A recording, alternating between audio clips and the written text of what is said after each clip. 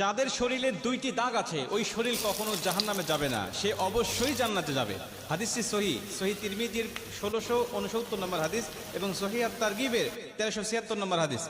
হযরত আবু উমামা রাদিয়াল্লাহু তাআলা আনহু হাদিসটা বর্ণনা করেছেন। রাসূল সাল্লাল্লাহু আলাইহি ওয়াসাল্লাম বলেন, যাদের শরীরে দুইটা দাগ আছে এবং যাদের শরীর থেকে 2 ফোঁটা তরল পদার্থ নির্গত হয় ওই শরীর কখনো জাহান্নামে যাবে না, সে অবশ্যই জান্নাতে যাবে এবং আল্লাহ পাকের কাছে এই শরীরটা সবচেয়ে প্রিয় শরীর। রাসূল সাল্লাল্লাহু আলাইহি ওয়াসাল্লাম বলেন, 1 নম্বর দাগ হলো যে ব্যক্তি জিহাদের ময়দানে আল্লাহকে খুশি করার জন্য, আল্লাহর দ্বীন কায়েম করার জন্য অথবা আল্লাহর সন্তুষ্টির জন্য যে ব্যক্তি বাতিলের মোকাবেলা করতে গিয়ে শত্রু পক্ষের আঘাতে তার শরীরে ছোট্ট একটা দাগও যদি বসে যায়, এই দাগটা কিয়ামতের ময়দানে সুপারিশ করে বা এই দাগটা থাকার কারণে কিয়ামতের ময়দানে আল্লাহ পাক তাকে জান্নাতে দিয়ে দিবেন। নবীজি সাল্লাল্লাহু আলাইহি ওয়াসাল্লাম বলেন, 2 নম্বরে ফরজ ইবাদত সমূহের কোন একটি দাগ যদি তার শরীরে দেখা যায়, যেমন নামাজ পড়তে পড়তে সেজদা দিতে দিতে কপালে